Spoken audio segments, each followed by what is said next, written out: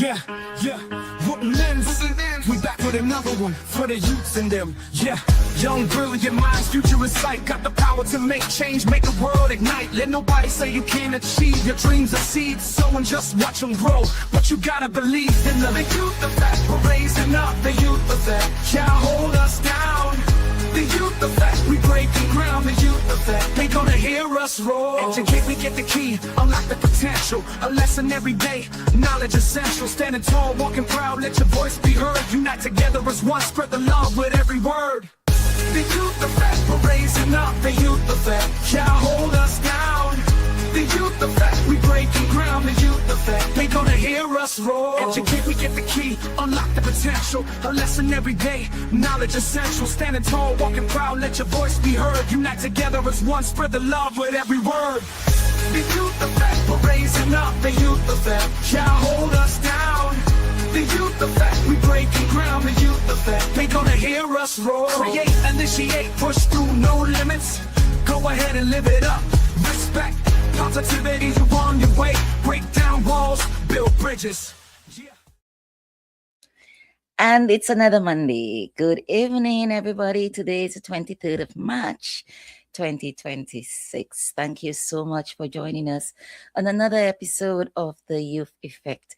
Tonight we have two special things for you. It's a little bit different. We're going to have two segments tonight. We're going to play part 2. Week before we had our topic on Young Ink, Big Impact, stories written by the next generation, and the interview by Nicole Georges Bennett wasn't coming through. So tonight we're going to bring you that as part 2 of that episode. And we're going to play it after. We're going to introduce two special people. Or not going to reintroduce, they've been with us before. To transition into the topic with Nicole, we're going to speak about on the topic of the importance of reading to children. As we're talking about books, not only about writing books, what is the importance of reading to children and how it impacts children in different ways. So allow me to welcome my guests, my daughters. Here we have Ashlyn.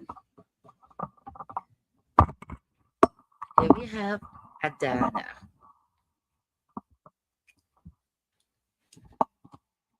Good evening, ladies. Hello. How are you? Good. Hungry. Good. She says she's hungry. Yeah. Yeah, all of us had long days today, and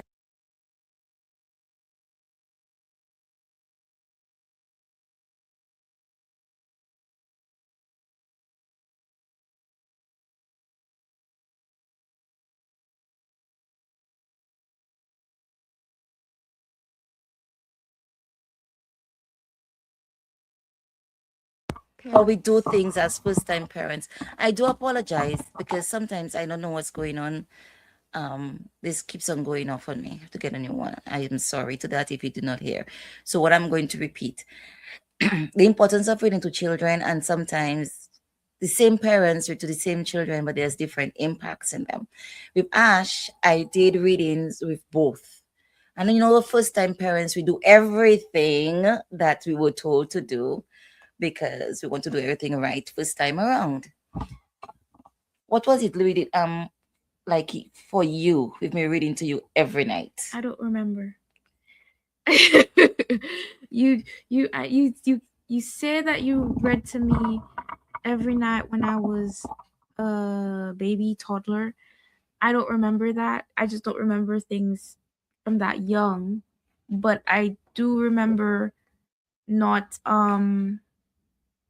liking reading like in primary school and high school. Yeah. Then what about you? I don't remember you reading to me if you did. I just remember that I started reading books at a young age. Yeah. So it worked in reverse. I read more to Ashlyn than to Adana. Ashlyn doesn't like to read books. Adana loves reading. had copy novels and she reads them like how I used to read. Sometimes you get so engrossed in the stories that you forget people are talking to you. Well, what do you think about when I was in Dominica a couple weeks ago? I attended a workshop that at the hospital that was speech and language therapy workshop, and it was facilitated by Education Consulting Academic Advising and Mentoring Organization, or ECAM, also what we call the Circle of Friends. And it was also facilitated by the Ministry of Health because it was held at the hospital. And one of the things that came out of that for me was the importance of reading to children to help them to understand how to speak, how to pronunciate, how to articulate. Because then when you read, maybe you all don't remember it, but then if I talk to you all about watch my mouth, you all remember those things, that how to pronounce songs and how to articulate your words. And one of the things I used to say I'm not teaching children twice to be able to speak. Do you remember that? Yeah. So what about all this impact had on you? Okay, so you may not remember the actual reading, but what impact did it have on your speech and language? How we speak very clearly. No, That we speak like just very clearly and well as probably too well. I don't have the accent of a Dominican. Yeah, so people tell us we don't sound like Dominicans, but so I that's feel your like we fault. do have the linguistics of it when we are back in Dominica. Yes. Like we speak Dominican, but we don't have the accent of a Dominican. So you think that is because you pronounce your words properly? I wouldn't say properly. Yeah, properly is not the correct word to use. It's more like different dialects of yeah. English, because they do speak English properly. It's just broken. I wouldn't even say it's broken. Like it's its own language. It's colloquial. That gets into a whole different discussion of like what is proper English and the colonialization of the language. Yeah. So let's not go on that part. But yeah, it's more like when you I also find use the grammatically English has its rules. When you try to go closer to the rules, that's when it starts getting into like English that sounds more American or more like from England, English.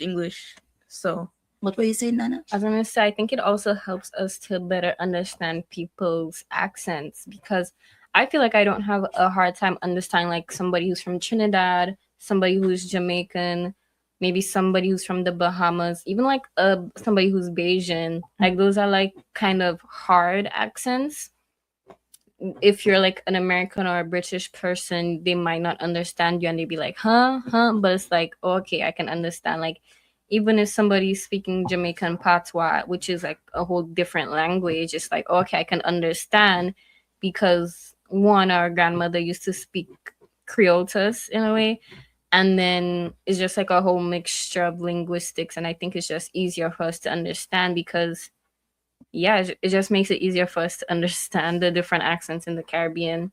So I think that's pretty cool too. So you believe that is something that came out of reading to you and teaching you how to articulate or pronunciate, what they call phonetics. Yeah, that, and we traveled a lot. So I think we picked up a lot because we lived in St. Lucia and they like to say chicken. Bucket.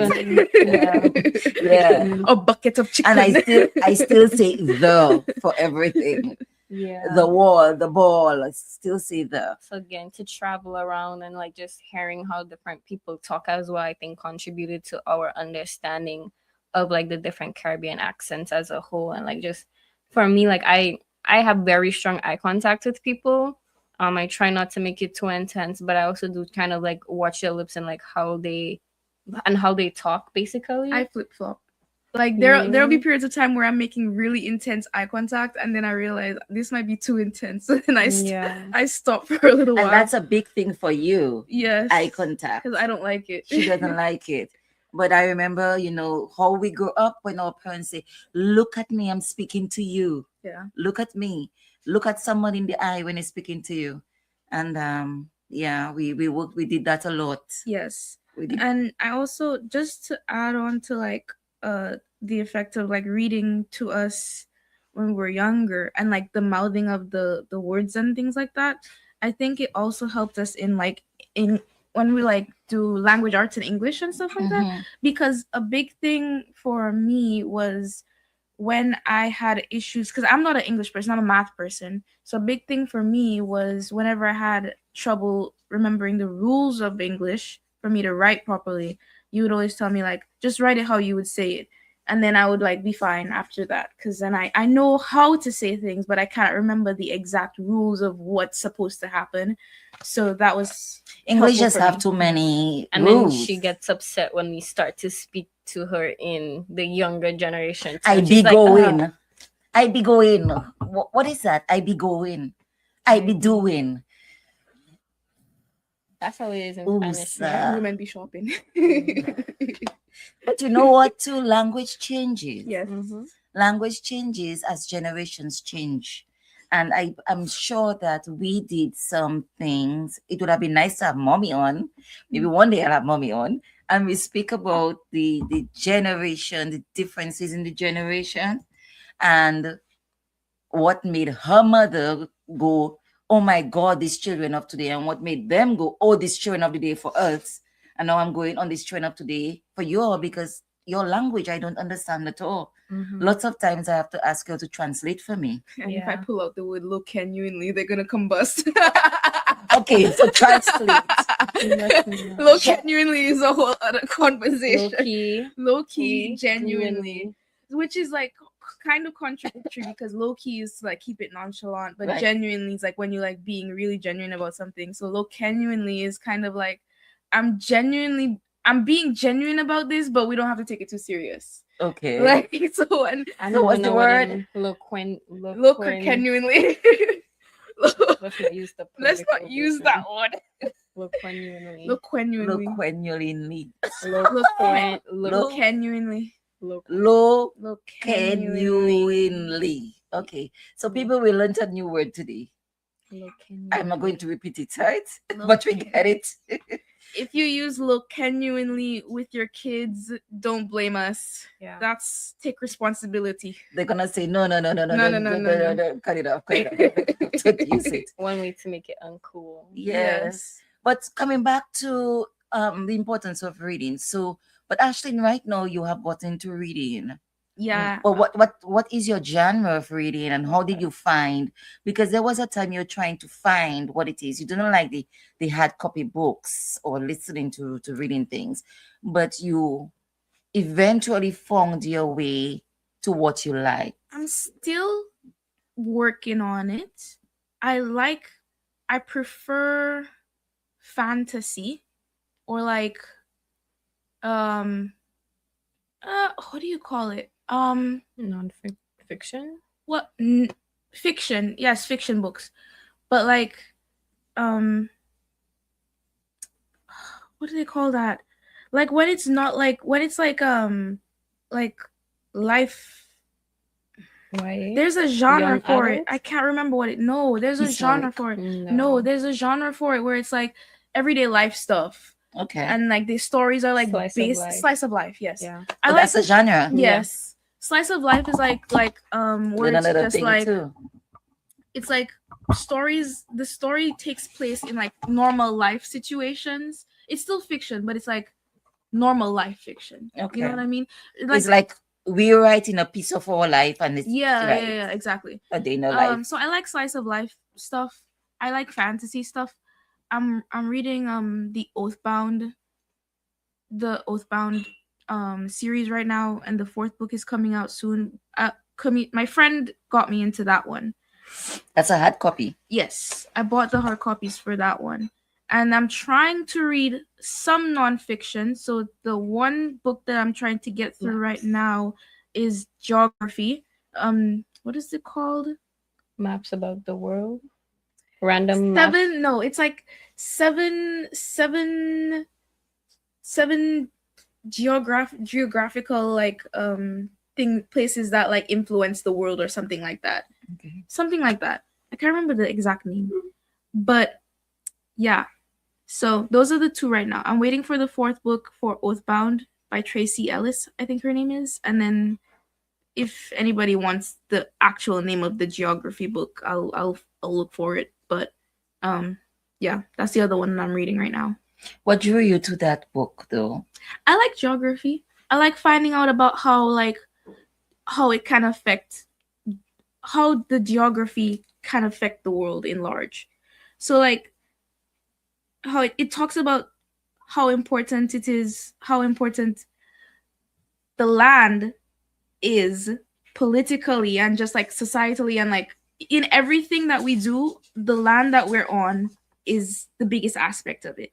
And even when we talk about the bigger picture, like the world in general and climate change and like things like that, like everything is tied to where we live on the earth.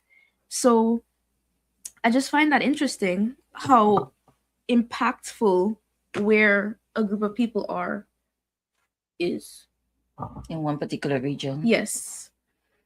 What about you, Day? What about you? In your book, you like to read, or Actually, have been on a reading hiatus. I've been reading a lot for my classes though. So the one we just read was Gifts of Imperfection by Brene Brown. And it talks about basically like being vulnerable and of allowing yourself to feel your feelings. And then she talks about perfectionism, talks about people numbing themselves. It talks about shame. She studies shame. And I think it's a good read. It's called The Gifts of Imperfection. And then I'm in a Black woman writers class. So we read we're reading now A Raisin in the Sun. I read Incidents in the Life of a Slave Girl. We read Their Eyes Are Watching God. I believe that's by Zora Neale Hurston.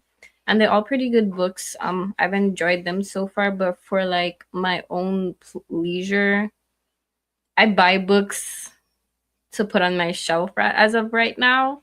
So I have a really long reading to read list. Yeah.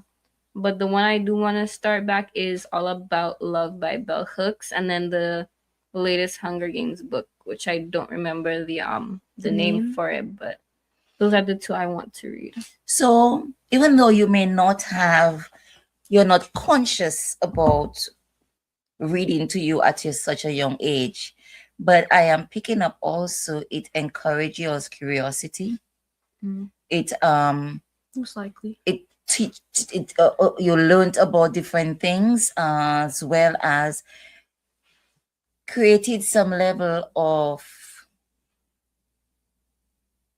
can I say, adventure, whether it's not in person or in the books, as well as understanding people and understanding cultures. Real. I'd say that. Yeah, I'd say that. When I was doing my ethics class, I was really that's the thing. When I was doing my ethics class, I did enjoy learning about all the different topics that we were doing. But like I said, reading nonfiction is just tough. You would hate my philosophy class. Like, I enjoy learning about everything. It's just sitting down and trying to read nonfiction normally is so difficult. And I cannot read fiction. Well, except for thrillers and murder mysteries. They be getting me upset. I have to stop. No, I can't do murder mysteries. I used to love murder and mystery and thrillers, but the people in the books were dumb. No, because Adana gave me one to read, and I was like, "What is going on?" What is that genre again? When I can never remember the name. When with spy movies, spy things, it starts with a C, I believe.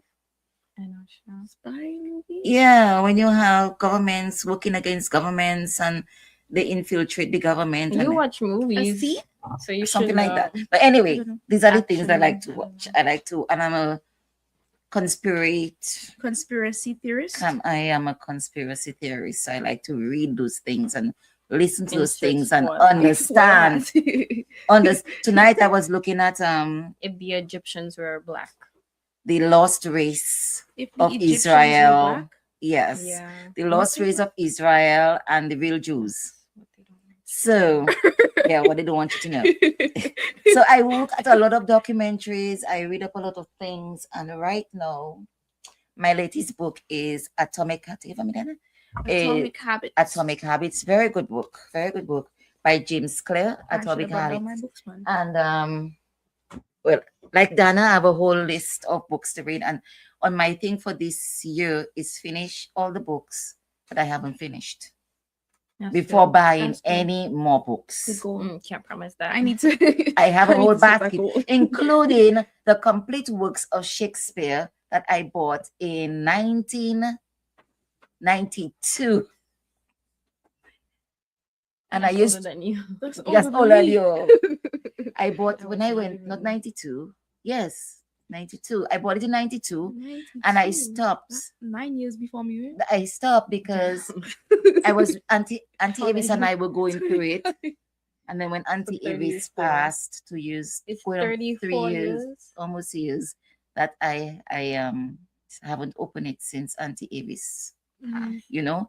But I promised myself that I am going to open it again because all those classics are good reading for our minds. So our children have forgotten how to read, they have forgotten how to write, Yeah. as well as reading opens up your mind as to how to write and your vocabulary as well. Yeah. Mm-hmm. You know, and I love to read, and I just need to get back into my reading. I want to really be a reader, and every day I do my best to do 10 minutes of reading at Nice. least. That's Better good. than me. Better than me too.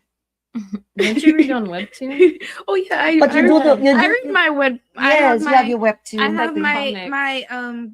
my web comics on my phone that I read. I have my notifications on for them. Yeah. Yeah. Yeah.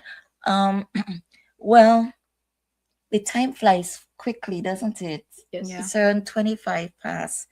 And but in short, excuse me, what would you recommend to our listeners tonight about reading to children, as well as the importance of having your children read back to you? You all haven't read back to me. Why You all used to read back to me? you not supposed to Oh, remember that? yes. Yes, you all used to read to me. Yes.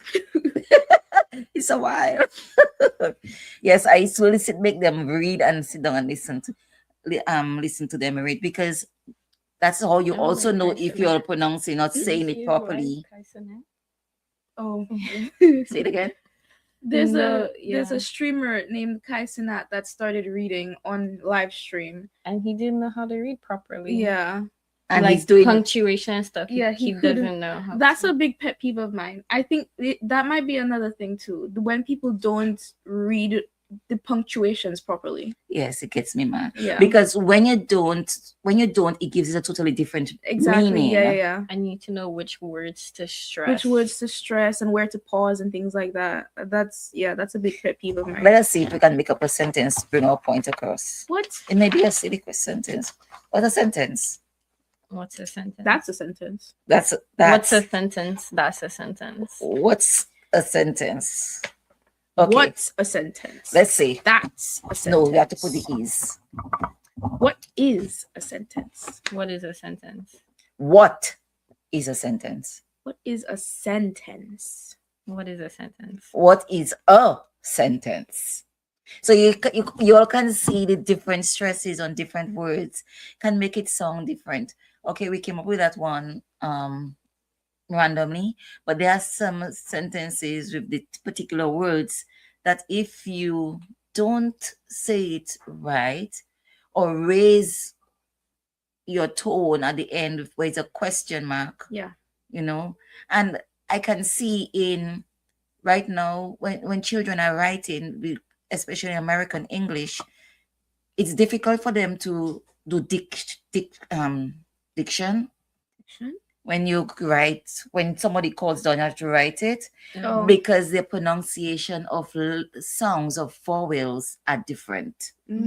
So remember this, when they don't say ah, they might say oh for ah. So the children will write an O instead of an A. Yeah, different people have different pronunciations. Yeah, but they basically also the American grammar is different. That's Yeah, true. well, that's true. But if you grow up in an American school with the American grammar and they teach you that way your whole life, you should know. Well, that's me assuming.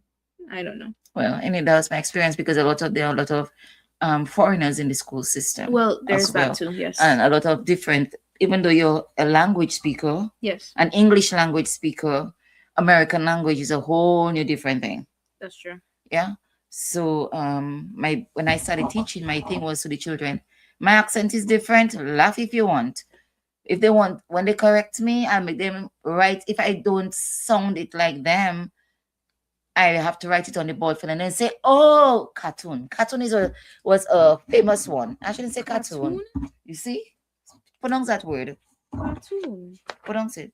Cartoon. I used to say cartoon because in the British English we always Is that say not what it is? we had C. Cartoon. I don't know. Maybe I've learned how to What do say you it like mean your. hard C. You can say a soft C for that word. Cartoon. A soft C is sus. Okay. You cannot use a soft C for that word. No, you genuinely just Okay. cannot use a soft Sar- C. Here it is. Sartoon. Let us say this one. This one is another one that gave me trouble. Comfortable. Comfortable.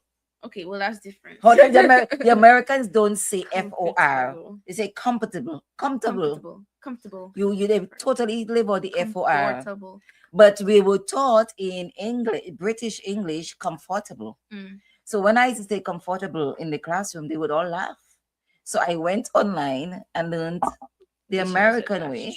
Yeah, I think the first word that comes to mind when it comes to that is for me is schedule and schedule. Yes. Yeah. And route and route. Yeah. Yes. Route and route. And I say, oh, I'm comfortable with it. I don't like it. That's too bad. But all those things come from language, from speech. And a lot of what's on the television now, when we just put the children in front of a tablet or the screen, yes, they're looking and learning all these things, but the mouth, the way the formation of the mouth, the tongue, If it's like a specific YouTube video. yeah, it's you don't see that because for the cartoons, the mouth just opens and closes and for the words.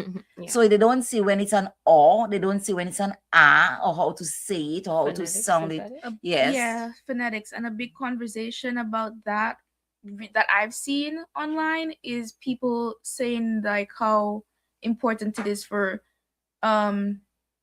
channels like PBS Kids used to have like all these the super like the reading shows Mhm. where it like shows people It's mouthing the words Yeah, and it shows sesame the spelling of Street. the words and the pronunciation of the Yeah. pronouncing the words together Yeah. and things like that, and how much better those programs are for the kids compared to like the highly colored, bright, fast moving cartoons that they can't like understand where the words are coming from. They're just getting shown everything and it's not like it's not connecting the dots for them to be able to do it on their own. So there's no later. foundation. Exactly. They don't get the foundational skills Yes. that they need to go from one level to the next. Yeah. Show your kids PBS Kids if you have them. But right now, PBS is under attack. Unfortunately, They are losing funding. So, some of the things we say, the little things that we can do, $5 contribution, donation can help. we're not sponsored. They're not, sorry? We're not We're not- sponsored. Oh, we're not sponsored. But I'm talking about Yes. like the organizations like PBS, even the libraries. Yes. I know in Dominica, Libraries the have- libraries are We don't have a losing. library. Uh-huh. We I don't don't have a know. library. Yeah, we do. The next conversation is going to We be speaking do. about the library in Not the Dominica. We physical have to one, have a like, conversation about Anymore. that. It's somewhere else now. Where is that? It's Somewhere relocated It's somewhere else relocated somewhere Oh. else. because Yes. it was Don't play upstairs games. original space where Jay's used to be, before their location now. But I went looking for it the last time I was there, and it's no longer there. I don't know where it is now. I don't know where it is now. You guys just go, Yes. So yeah, you know where it's coming from. So Let's bring the back listening. let's read the darkness Back. in the back. So yeah, so it's all those things that go. From time you all were two as well. You all remember your library cards? I Yeah. remember you having a library card. Yeah. I think I still have your library cards in my I meant stuff. to get one now because, like, with the New York library card, you can do a lot of stuff. Yes, Yes. you can. I have a digital I one. have two. I have the New York City and the Queens. Oh, No, yeah, I have yeah. three, and I have the Brooklyn because sometimes you cannot get a book from one library. You can So you borrow go from to another another one, one. yeah. Mm. And the other thing I'm going into is also ebooks. So you don't have to spend time reading. You can listen to an ebook because my eyes hurt sometimes, or I Yeah. love my hardcover. But sometimes, you can also learn, and it also helps you to pronounce by Mhm. listening. Yeah. You're going to say something there? Yeah. So, so just a summary of what we spoke about teaching. Why don't you go? A summary. You could give a brief summary of at least two things. She wasn't prepared. It's good to read with your kids for them to have a better understanding of English. For them to get a grasp on how to enunciate. For them to have a better understanding of grow their imagination, grow their curiosity. What else? You did well. That's one and two. Expose them to different cultures and languages. There it is. Yeah. Yeah. Yeah. Yeah. Yeah. Yeah. Yeah. Yeah. Okay. Yeah. So these are these girls, and they did this for me today because I'm sure it's my birthday. They didn't hear that. It's her birthday. It's her birthday. It's my birthday. It's my birthday. How old are you? I'm 53. Yay. 53 years young. Mm. Period. And so I appreciate you all coming on to share that with me Always. and to share for listening public how important it is to have that relationship. And I appreciate that relationship with you all and being open to things of lessons that you all have been taught and implementing them. Mhm. So on this She said happy note, birthday. sorry. Say She said thank you. She said happy birthday. Oh, thank you, Cheryl. Thank you. Oh, we were not looking at this. Auntie Cheryl. Auntie Cheryl is in the house. Thank you so much. Yeah. I come in down for my pot. You bought it. Yes. And the banana pudding. And Look, banana she put in the pudding. And the order. salmon and the baked mac and That's cheese. big. You have to pay her. That's a whole other topic. But it's about articulating, and when you listen to things, then you grow. And one of the things when they were in school too, 1 minute, Dana, I know she's hungry. I also volunteered a lot in their school. Remember, Always in the school up Always. until we PTA graduated high school. Yeah. but do you remember when I taught you all public speaking? You don't remember? When was that? I taught you all public speaking in grade 6 in the little outhouse in Pioneer. Yes. I taught them. Yo, she was just everywhere. She was She just just wanted everywhere. to hang with us, yo. Yes, of course. And it you can see also what reading can do. It can help you in public speaking as well as impromptu speaking. Yeah. Because we didn't plan this tonight. No. And it helps with confidence, it helps with self-esteem. So never underestimate the importance of reading, and you can always start today. Even though you don't think that you are a great reader, but when you do it 5 minutes, 10 minutes a day, you will get better. Listen, there's a lot of stuff on YouTube. Yeah. Mhm. And join a library and get a library card. Or you can get ebooks online. If you have a Kindle, if you have a Prime, a lot of people have Prime. Mhm. Have Prime accounts, Amazon Prime. You can get a digital app for the Kindle, Yeah. and the books are as cheap as $2 Yeah. for reading books. Okay, so there is a lot of resources that you can use to help yourself grow as well as for your kids. Okay, so this is thank you, Cheryl. Thank you so much for the compliment. I appreciate you always. So thank you again to Adana and Ashlyn for being on with us tonight to speak on the introduction to Nicole coming on to speak on um, the impact of reading. And we're going to take a break and we're going to come right back. Thank you for your watching the Youth Effect. And remember, where you're looking at us, whether it's on YouTube, SB Radio, on Facebook, on Instagram, we just want to say thank you so much for coming back each week. So we're going to stop up for a break right now, and we're going to roll right into the segment with Nicole. Thank you so, so very much. I'll see you again after the segment to say goodnight. Stay tuned.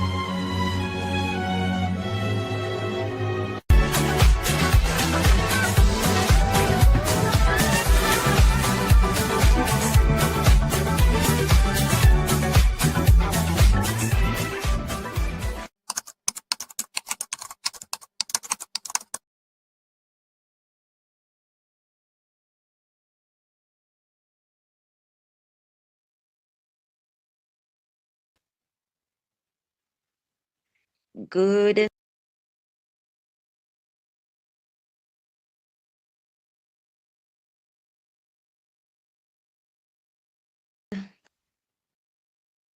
evening.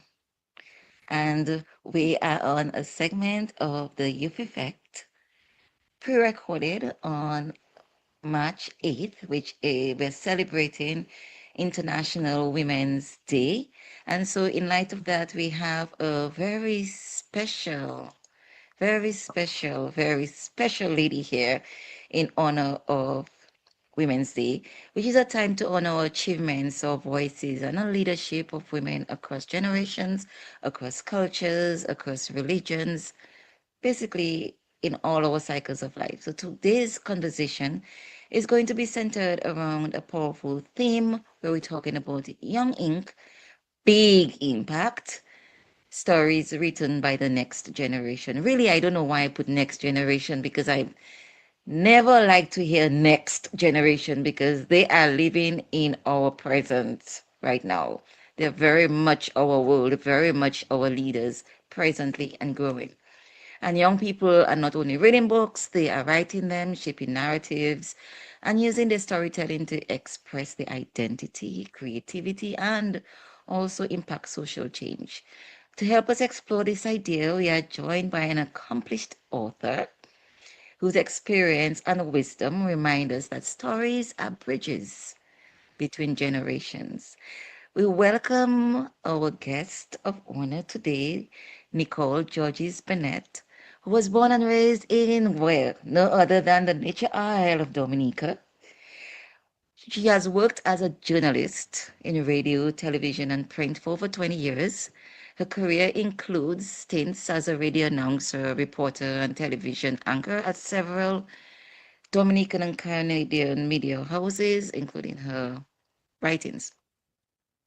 And so we're going to allow Nicole to share her passion and share the rest of her story with us from where she started and what inspired you to become a writer. Nicole? Thank you so much for that beautiful introduction, Kathy. It is my absolute honor to be here today, and I want to wish all of the ladies who are tuned in a very special International Women's Day, and of course to you as well, Kathy. And thank you for allowing me to come on and talk about something that I am so passionate about, which is, of course, writing.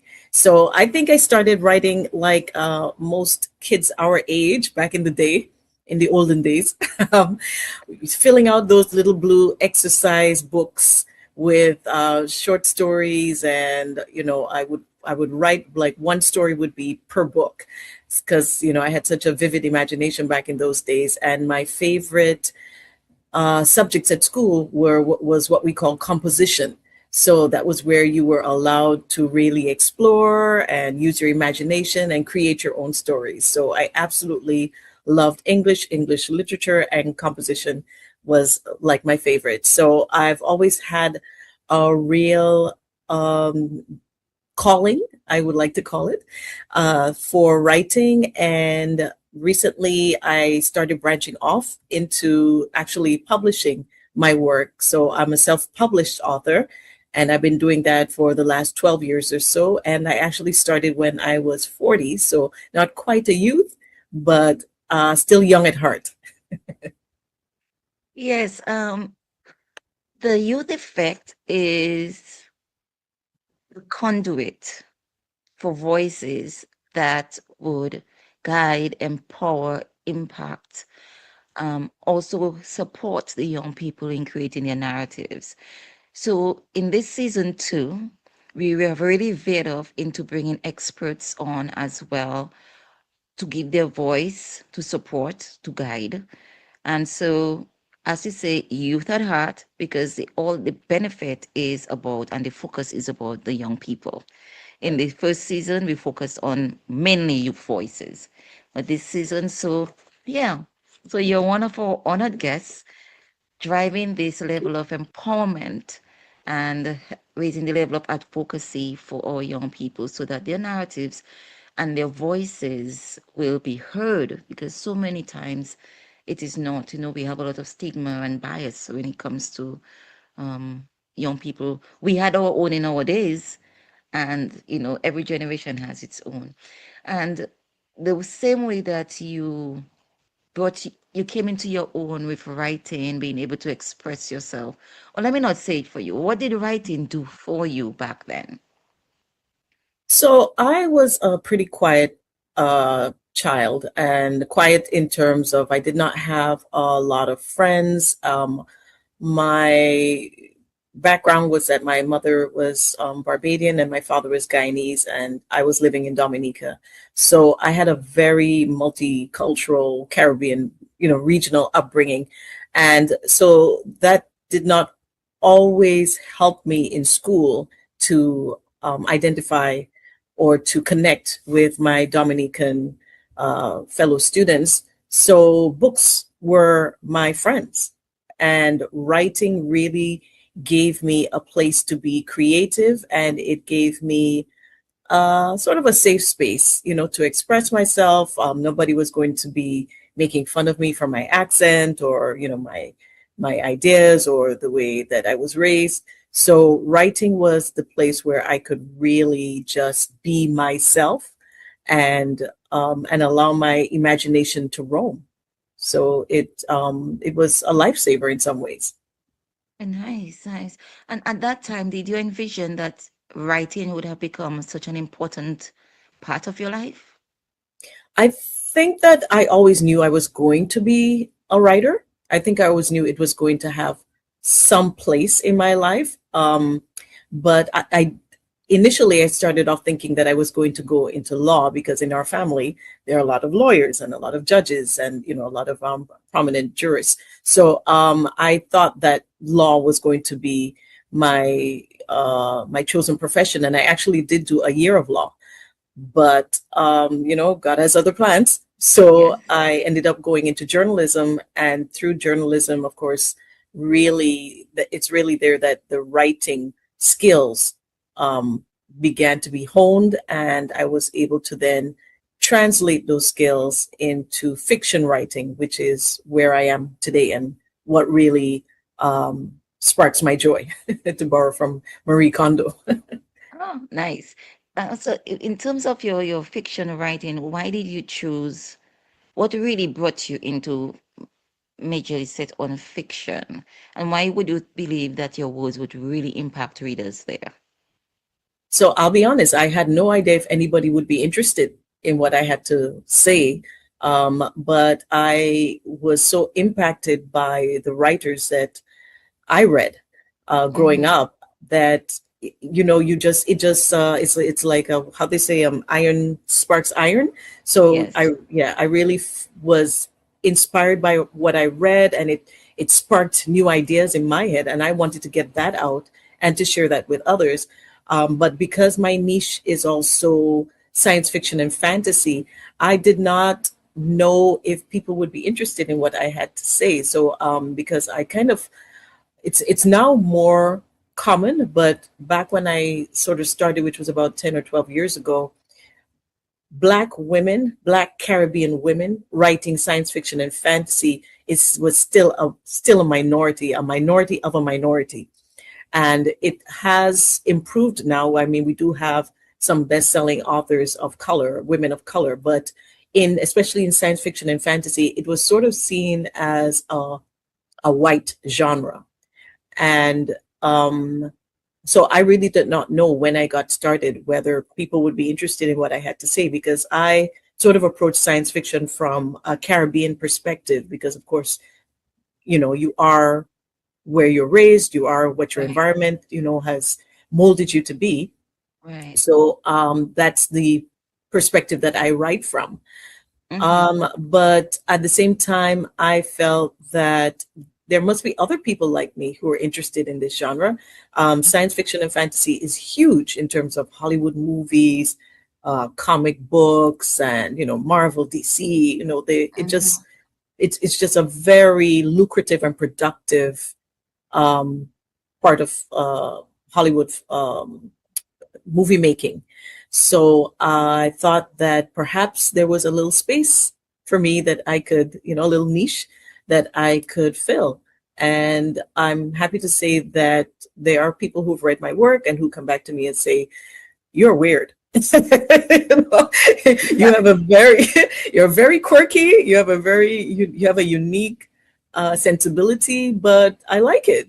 Like it's different. You write in a space where very few people of color and very few women write, and very few Dominicans. I may be the only Dominican for all I know, who writes very much in that genre. I am part of Piton Noir, which is a group of Dominican writers who write science fiction and fantasy, and that is our focus. But in terms of published books of science fiction, I'm probably one of a few Dominican women who do that. And kudos to you. All glory to Kudos God. to you. Thank you. Yeah. Take your praises. Flowers. I'm handing you flowers. So Thanks. great stuff. So in light of that, where have you, from where you were 12 years ago to now, what has your growth been like? It has been fast paced. I have really had to learn on the fly in some cases, because the publishing industry has changed so dramatically over Mm-hmm. the last 20 years, 15 to 20 years. And when I came in, self-publishing was just becoming a thing. Prior to, let's say, Amazon and KDP, Kindle, um, creating a platform for writers to self-publish. Self-publishing was sort of seen as a vanity project, or for vanity projects. And what I mean by that, it was the idea that your your writing wasn't good enough for a traditional publisher to be interested in or to pick up. So you are now writing this because it's your pride that makes you think you're good enough to publish. So Okay. self-publishing was seen as amateur hour. If you were really any good as a writer, a traditional publisher, the Barnes and Nobles and the Collins and those Mm-hmm. major publishing houses, they would want you. They'd be interested in you. But if you're self-publishing, this is just you trying to make people believe that you're a writer, but you're not really a writer, or you're not good enough as a writer. That whole perspective has changed drastically. Okay. And what we're now seeing is that traditional publishers are now seeking out self-published authors Okay. to join their roster, because Okay. they realize that there are a lot of great writers who maybe just didn't get the opportunity. They ended up in a slush pile. And for those of you who may not know what a slush pile is, it's basically when you send your work to a publisher, or, well, I'm using journalist language, but when you send your work to a publisher, there's so many applications or so many manuscripts that they receive that it becomes just a huge pile, and they get to it if they get When to they get to it. and Yeah. when they get to it. And that could mean that your work is sitting there for like 6 months to a year. And then, chances are they just discard it because they just can't, because Right. it's a continual stream of manuscripts that they receive. So Okay. a lot of self-publishers found that that was what was happening to their work, but there's some very talented writers out there, but they weren't getting a chance. So Mhm. what Amazon and these other self-publishing platforms have created is now an opportunity for you to showcase your work and to let the reading public be the judge if you're Yeah. any good or not. And yeah, so a lot of self-published authors are now becoming the new faces of the bestsellers lists, and Mhm. traditional publishers are now seeking them out and asking them to join their ranks. Children. So Yeah. like I said, a drastic change has happened, and it's been wonderful to be a part of that wave, to seeing a place where we are able to promote our work, um, write what we want to write, and still be able to win the hearts of fans and readers. It's great to see that the landscape has changed, Mhm. as well as the challenges. Well, women will always have challenges historically in all Mm. areas of life. It is, and we will keep on pushing through, in publishing, in storytelling, in politics, in social justice, just you name it. And I hear a very strong message coming from you in that persistence and having the level of confidence that you are just as good and even better, and to keep pushing through. It resonates very loudly with you. Have you always been so confident about your work?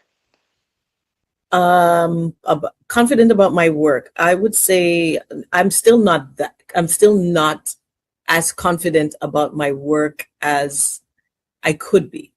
Okay. But and I thank you for, hearing that message, because that is a very important message that I'm still trying to impart to others, even while I'm working on it myself. Mm-hmm. As I said, my work is quite niche, and it appeals to a certain sector of readers, Mm-hmm. but the need to believe in yourself and to believe in your work is paramount. You can't get anywhere if you don't believe that you have something to say and that you have something of value to Mm-hmm. share. So I would strongly encourage anyone who is probably looking at me and thinking, well, yeah, you've had a few years to kind of develop the confidence. And I would say, no, I think especially for writers, every manuscript, every new work is sort of an agony of indecision and self-doubt.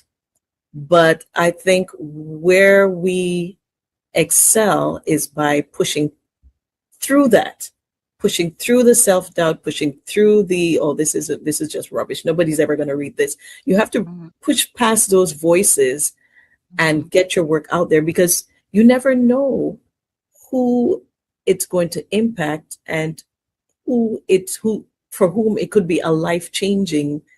um, a life-changing moment, when that moment they That's pick right. up that book and they maybe see themselves in your work in a way that they never have before, and they realize, no, I'm not alone. I'm not the only one who's going through, these particular set of circumstances, and maybe like this character, I too can have a positive outcome.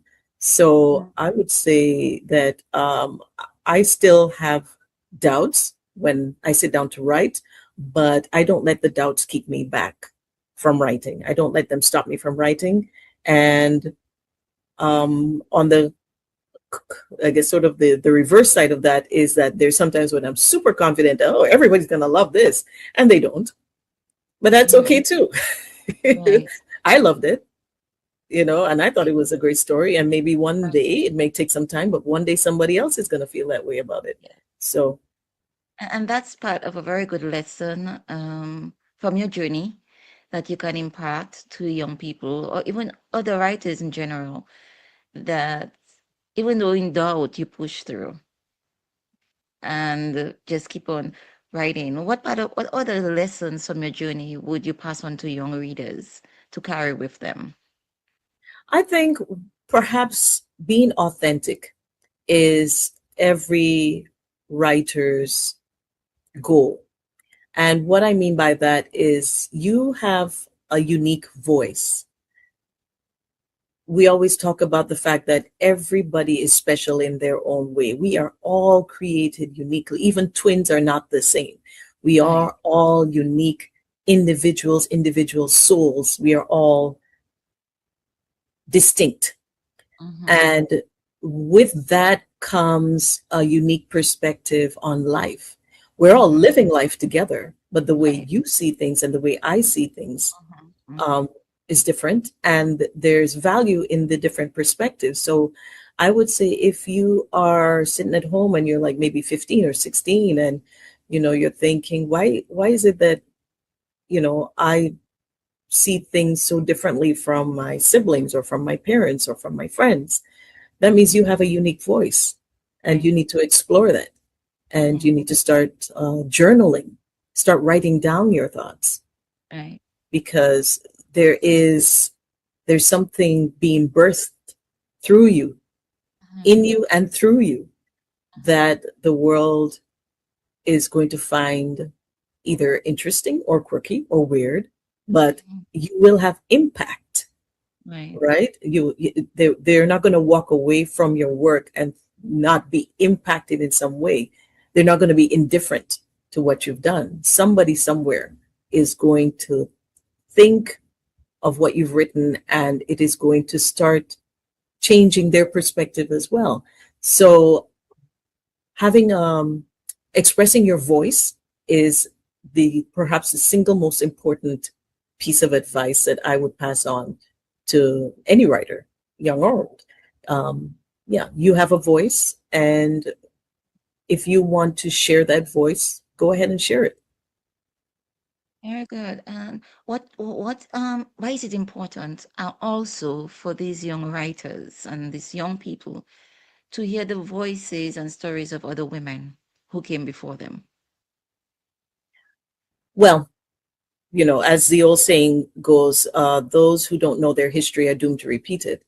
Um, I think also that there's value in our stories, and there is just something that within us that responds to seeing the stories of people like ourselves. So woman to woman, black person to black person, Caribbean national to Caribbean national. There is there's just something about resonance that really gives us that sense of connection that we yearn for so much as human beings, and unity. We are born alone, but we are born into families, Yes. and we exist as individuals, but we exist in communities, Mhm. and we need each other. And there is something about seeing your story reflected back to you that really has value, and it is really important. And I think that reading the stories of the women who came before, it gives you inspiration, it gives you a different perspective. I think for me, just recently I was listening to a pastor who was talking about female missionaries out in the field in places like, now we're talking in the 1880s, when it was a difficult time for women to have that kind of freedom to move around and to, in society. But they persevered, and their stories just blow me away. And, sometimes you think about everything that our ancestors went through, and you're like, what's my excuse? You Right. know, you look at your Mhm. Harriet Tubmans, you look at Yes. your you know, sorry, I'm drawing blanks right now, but I mean, you're looking at Rosa Parks, you're looking at the ladies from Hidden Figures, the Maya mathematician. Angelou, if you have to call out the Yeah, prominent so yeah, I actors, mean, yes. when you get Uh-huh. started, you just, they just come, Yes, one after yes, the yes. other, and you look at their stories and the sometimes horrific circumstances that Yeah. they endured but Mhm. overcame, and that Right. resilience and that strength that they demonstrated should inspire us, should move us to do better than Mhm. we are at this moment. Which isn't to say that we don't look back at what we've achieved and not recognize the value of it, but I think when you look at their stories, it gives you that impetus to want to do more, to want to be greater, I suppose.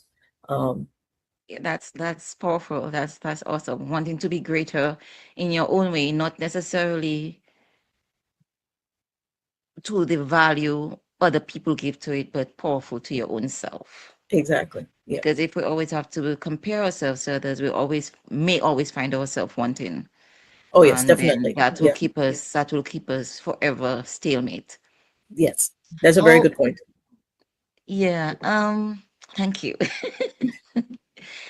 If a young person today wants to begin writing, or anybody who's listening to this, because it's also targeted at mature audiences and families and caregivers and so basically the village supporting the young persons.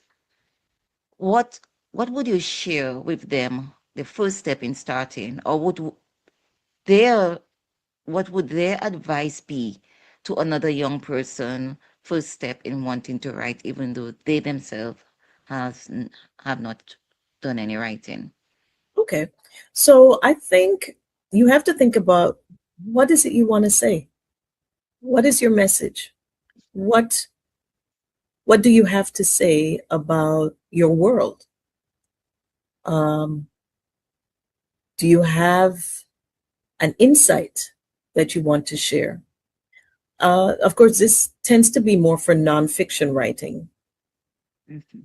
If you're interested in fiction writing, you want to start with a character who is in a situation, who wants something but actually needs something.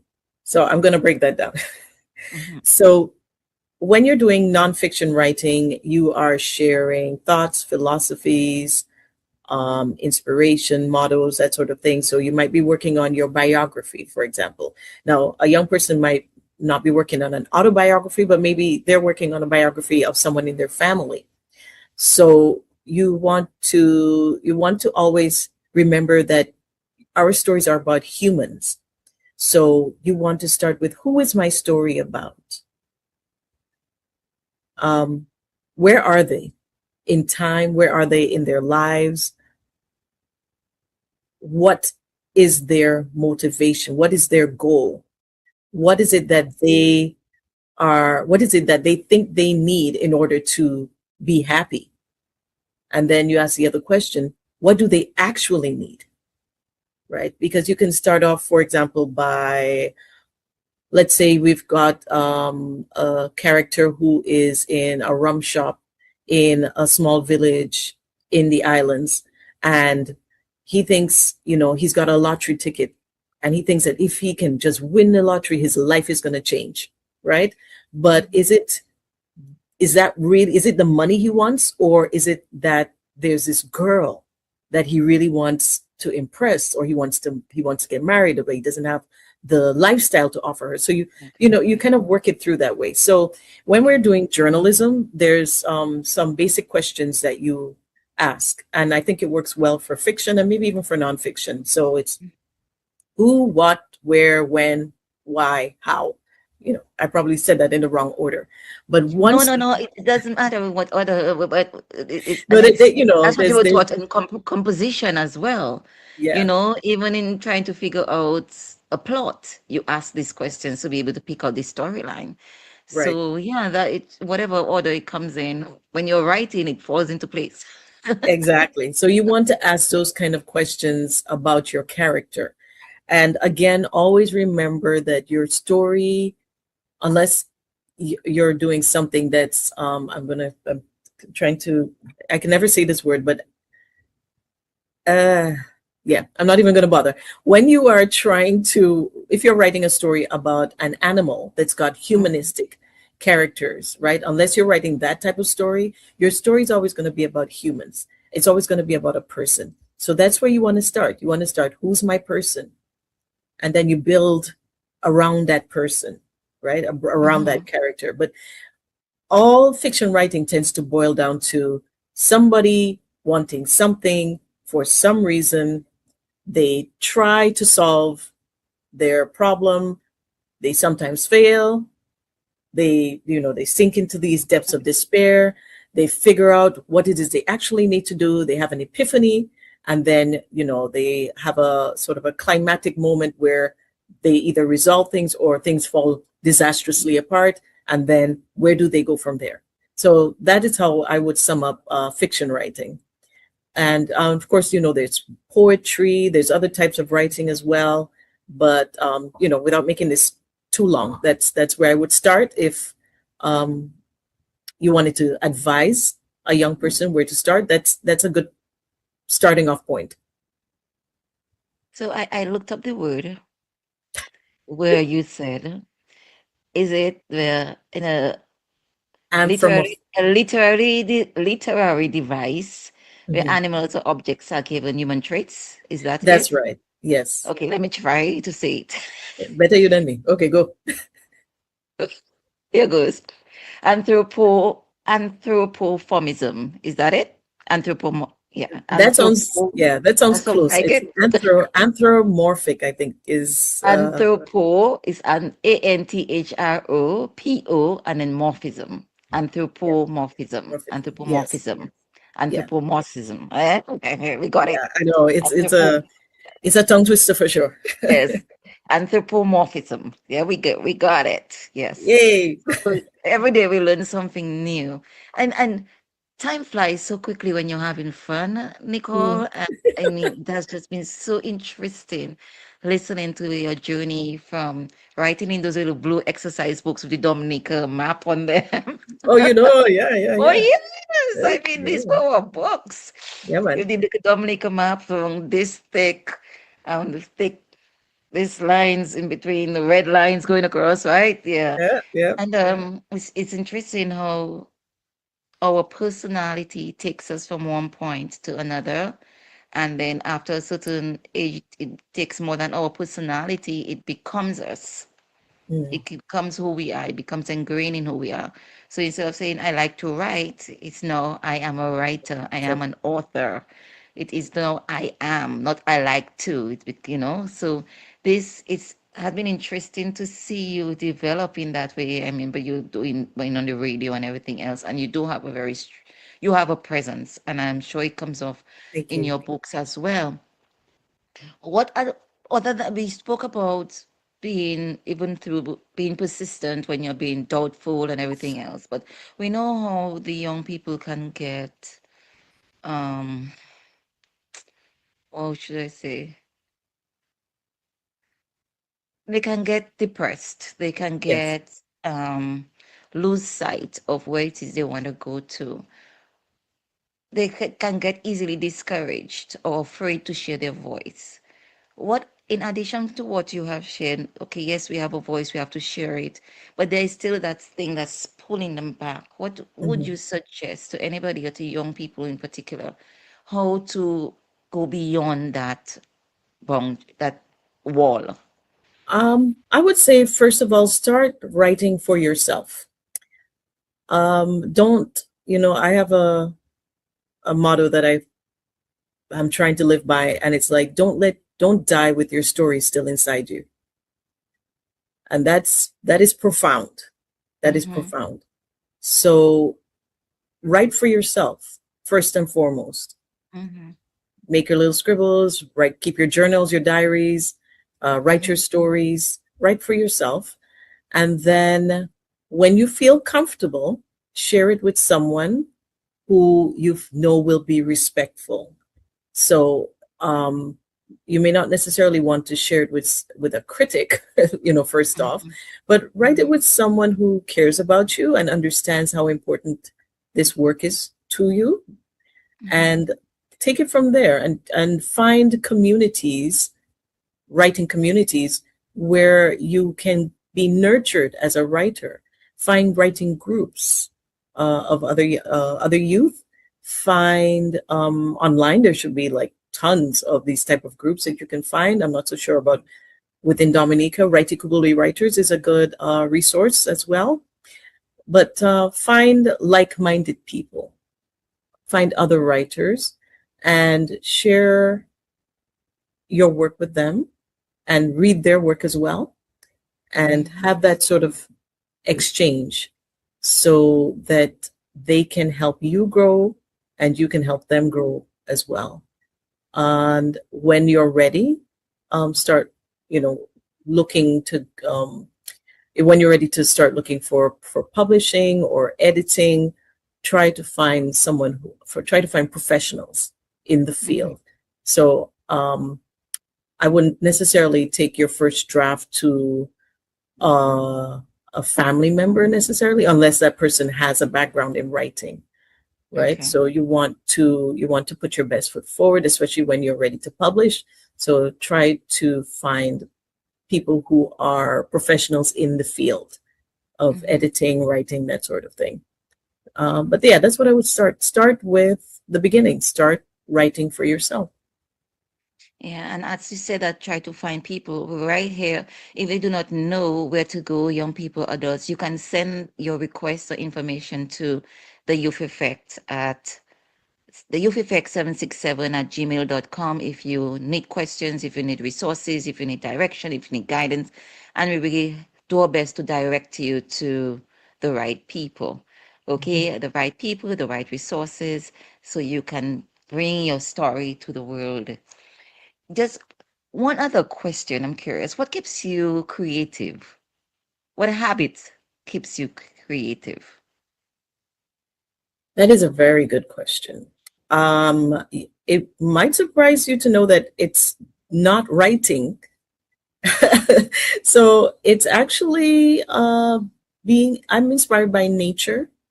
I'm inspired by the beauty that God has created all around us. Mhm. I am sometimes inspired by doing other creative things. And that could be from baking to painting to crafting. And traveling is a big inspiration for me. Seeing a new venue, having new Mhm. experiences. Mhm. I think that that is very crucial to sparking your imagination and giving you fresh perspectives, is Yeah. new venues, traveling and seeing the world and seeing other people in the world and how other Lovely. cultures interact, That's awesome. And as we're coming down to the close of our program, Nicole, could in one sentence, could you package what is the power of storytelling in one sentence. So, okay, in Kathy. one sentence? For a writer with such a creative mind as you, it might be challenging, is it? Uh, Okay, we can make it two.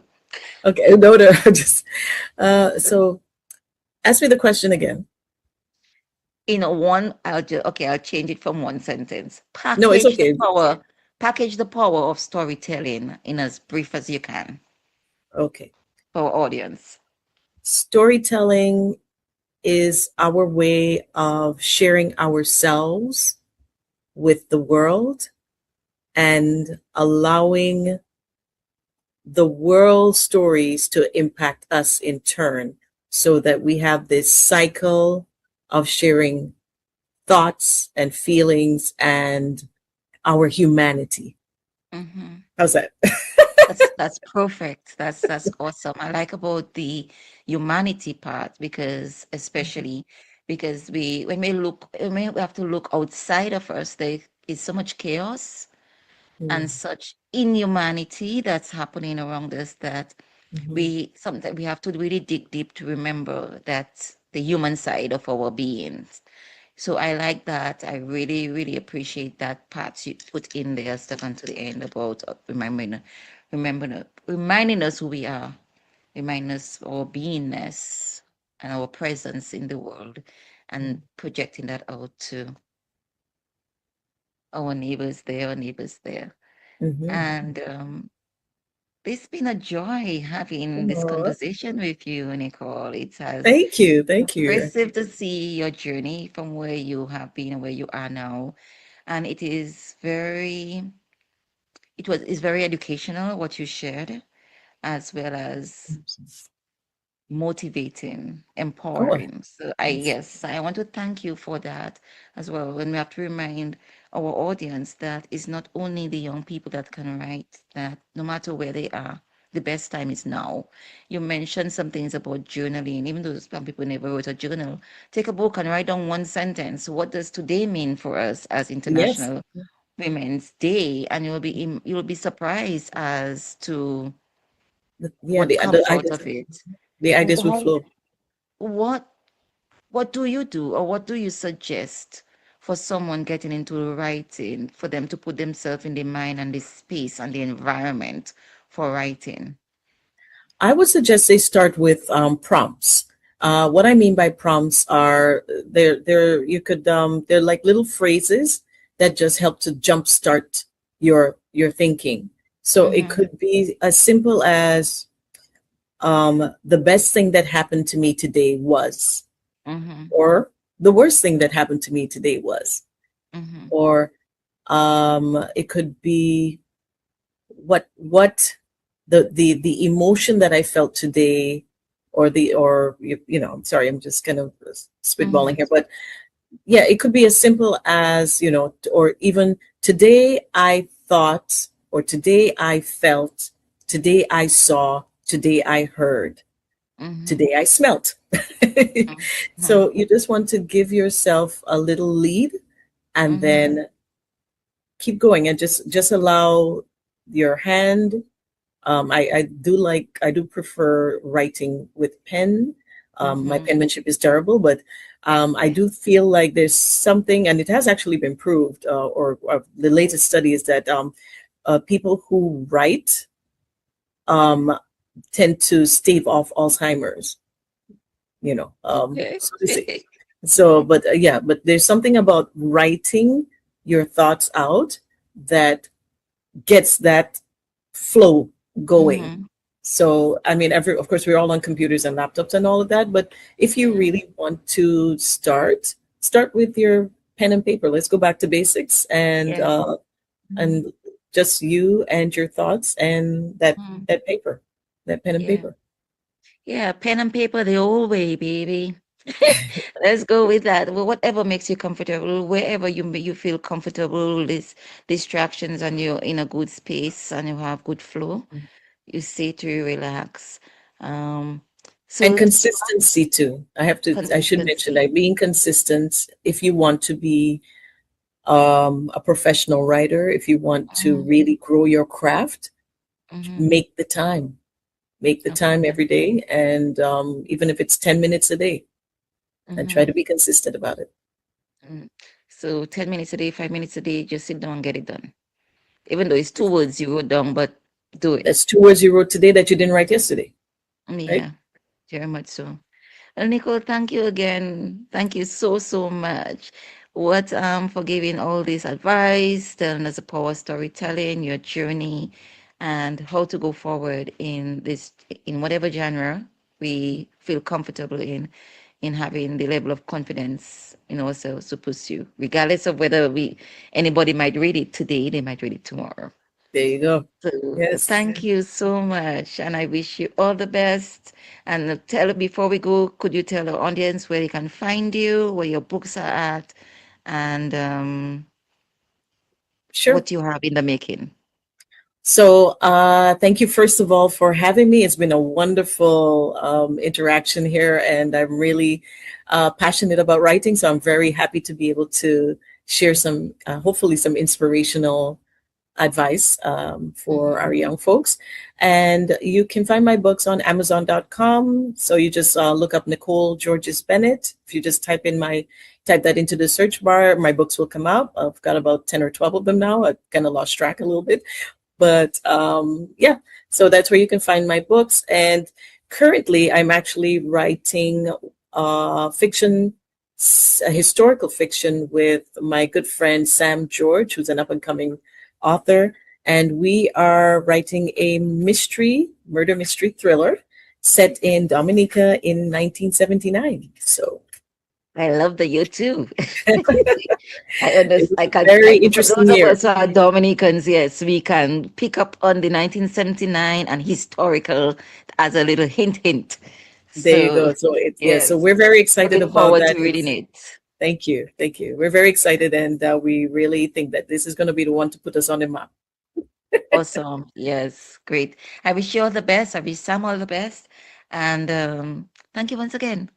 And with You're that, very we want to welcome. say thank you. We'll see you again sometime to come bring you back onto Oh, our I would love program to. on the Youth I would love Effect. to. Okay. Thank you, Nicole. Good night. Good night. Take care. So I want to thank you again for being there with us and being fully present and spending this precious time with us. Your time is always, always, always important to us.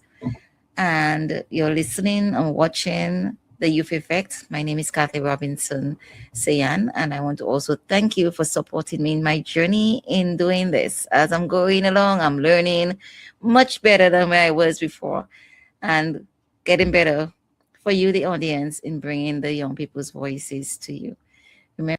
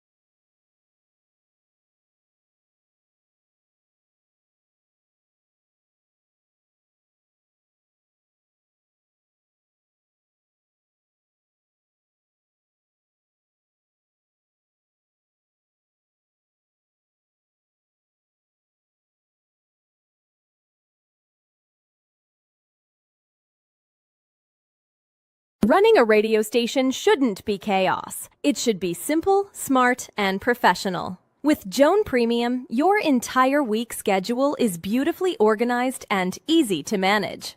Real-time accuracy keeps your listeners in sync with every show. Your visitors and audience sees the right schedule every time. good evening again.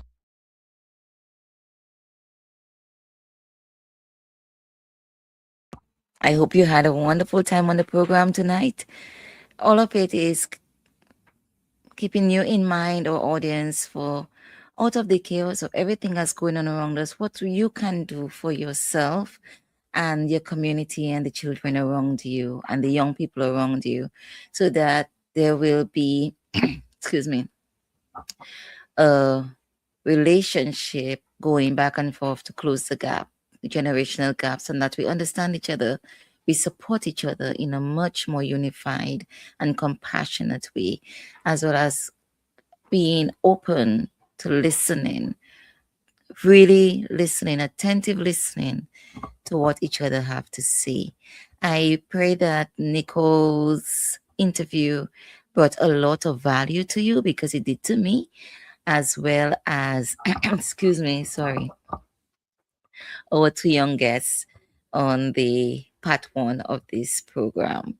Looking forward to you being there with us next week, Monday, same time, same place, and appreciate again the time that you put aside to spend with us. Have an awesome, awesome week and happy Monday. Till then, good night. Yeah, wouldn't end, we back with another one for the youths in them. Yeah, young, brilliant minds, future in sight, got the power to make change, make the world ignite. Let nobody say you can't achieve your dreams are seeds, sow and just watch them grow. But you gotta believe in the youth effect. We're raising up the youth effect. Can't hold us down. The youth effect, we breaking ground. The youth effect, they gonna hear us roar. Educate, we get the key, unlock the potential. A lesson every day, knowledge essential. Standing tall, walking proud, let your voice be heard. Unite together as one, spread the love with every word. The youth effect, we're raising up. The youth effect, can't hold us down.